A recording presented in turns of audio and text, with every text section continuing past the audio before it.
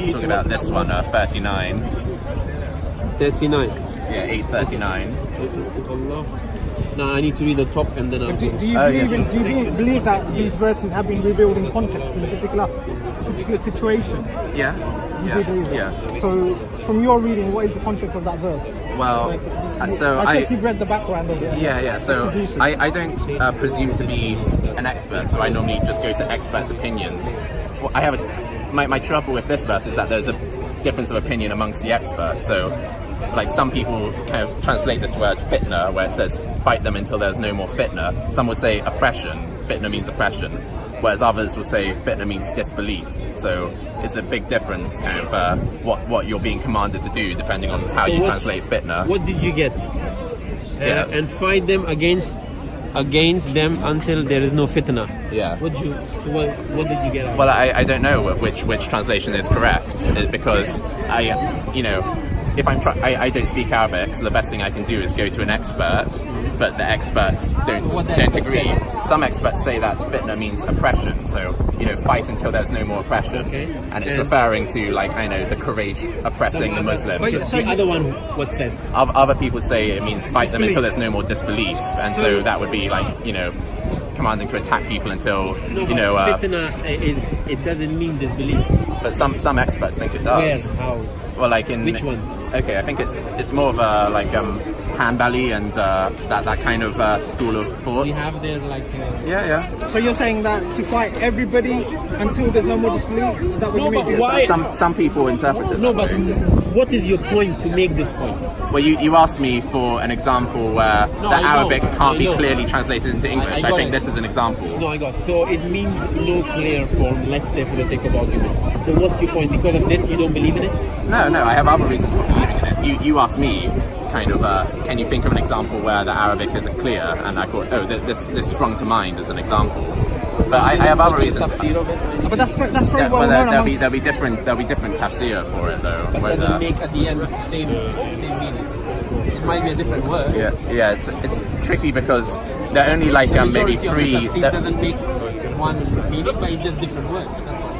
Right. Same meaning. It means the same, but one word complements the other word. It doesn't reject it. Okay, but don't you see it that way?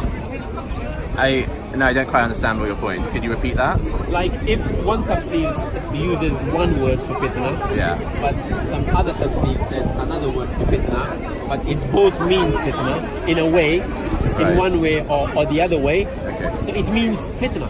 Okay, but what I mean, one word is less complement. I see one word is much more. Yeah, I see what you mean, but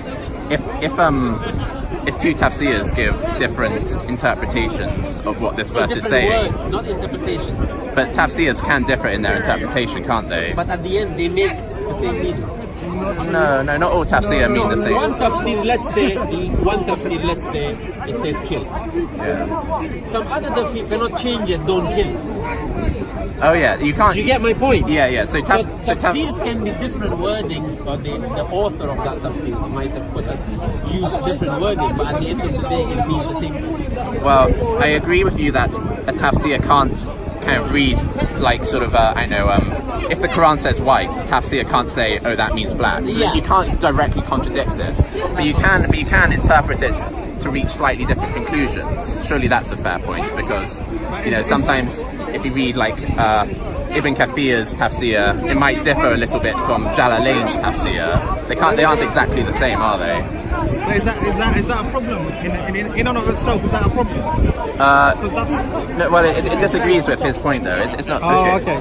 I wasn't here for the first. So I was explaining to someone, how I investigate Islam, and then he asked me some questions. But I wasn't the reason we started this conversation wasn't for me to say, oh, the meaning isn't clear, therefore Islam is false. I have different reasons for thinking that Islam is false. So what are your reasons for thinking Islam is false? Okay, I think. Sorry, by the way, let me just preface this by I have seen videos of you with Muhammad Hijab and others. Okay. So my name's 𝐭𝐡𝐢𝐤𝐞𝐝. Hi, 𝐭𝐡𝐢𝐤𝐤. Yeah, you're right. It's James. Yeah, James. That's right. So I don't want to be filmed just So what would make you believe? Yeah, that's a good question. In terms of your epistemology. That's a great question. So, for example, if I saw something kind of like God right in the sky, kind of in sort of, I know, if he made the planets align to right, if he like teleported a bunch of planets and they all said like, you know, Islam is real, I'd start, that would give me reason to start thinking, oh, Islam might be real. Other things that would make me believe, if there were like a sort of, if the track record of predictions made by Islam, the Islamic kind of body of scripture, was really good, then I'd have better reason to believe in it.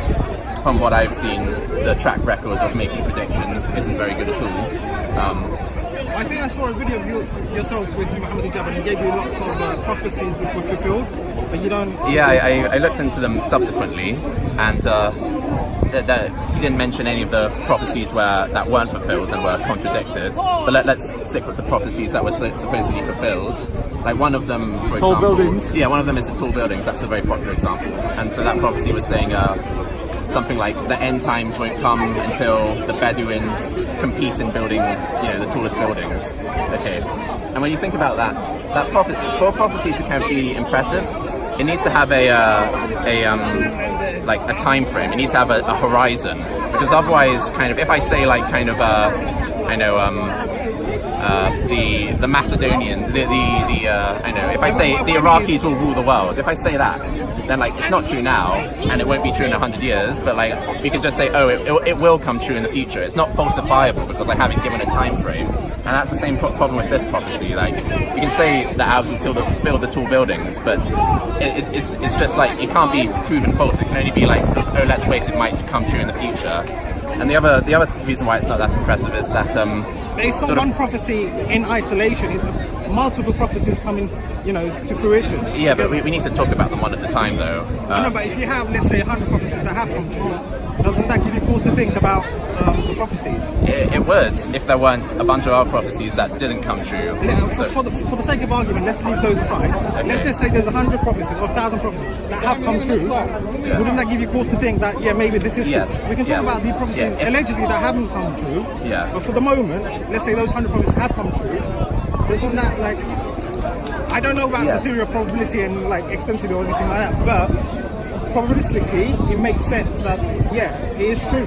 Yeah. Do you see what I mean? Yeah, that would give me sort of good evidence to think this person must have supernatural powers, and that would make sense. So you're more sort of, you accept those prophecies, but because there's other prophecies that haven't come true, that's what's holding you back? Well, I don't, so the other thing is I don't accept, the other thing a prophecy needs to be is it kind of needs to be, ideally it would be kind of impressive, and a human wouldn't have been able to make that prophecy himself, because one of the other popular prophecies... On the assumption there are, would you believe in Islam? Yeah, if that Look, I know about him. Listen, it's all lies from the hadiths. Alright, so obviously this is my Deen. Yeah, I'm just saying, it's all lies that they said about the Prophet. It's all lies. The hadith books is all lies about the Prophet. So everything's lying. No, not everything. But all these bad things that you're saying, that you're... No, but I'm telling you now, if I want to cuss the Prophet, I'll do it. No, you...